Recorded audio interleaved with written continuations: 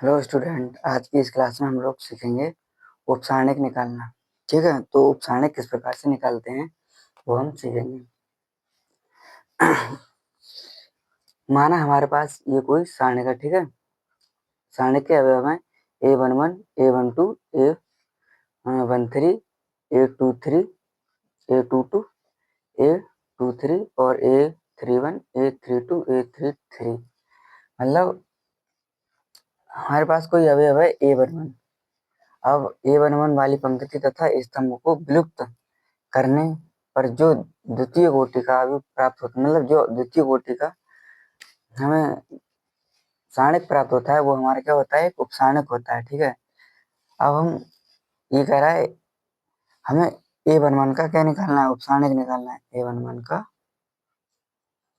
उपसारणिक निकालना है तो हम क्या करेंगे, इस पहली पंक्ति को और पहले कॉलम को डिलीट कर देंगे।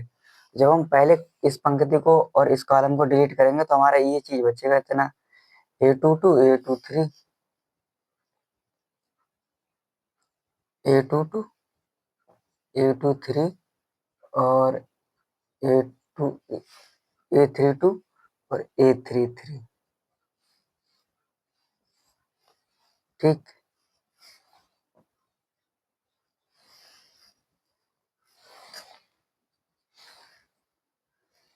इसकी इससे गुणा हो जाएगी तो हमारा हो जाएगा A22 गुणा A33 माइनस और A32 गुणा A23। अब हमारा जो निकल के आया है ये हमारा क्या है, एक उपसारणिक है। उपसारणिक के लिए हम एम मतलब कैपिटल एम से रिप्रेजेंट करते हैं। A11 का उपसारणिक निकल के आया है। ठीक है, M11। ठीक है, तो ये हमारा A22 जो भी हमारा निकल के आएगा, मतलब इसमें हम कैलकुलेशन तो कर नहीं सकते, इसे हम ऐसे ही लिख सकते हैं। और ये चीज हमें ध्यान रखनी पड़ेगी कि हम उपसारणिक को कैपिटल एम से रिप्रेजेंट करते हैं। A11 का उपसारणिक हमारा क्या हो जाएगा, M11। जो इससे निकल के आएगा वो हमारा M11 मतलब उपसारणिक हो जाएगा। हम उदाहरण के लिए कोई ले लेते हैं 2 × 2 ऑर्डर का कोई अवयव 2, 3, 5, 2। अब हमें इसका उपसारणिक निकालना है, A11 का उपसारणिक।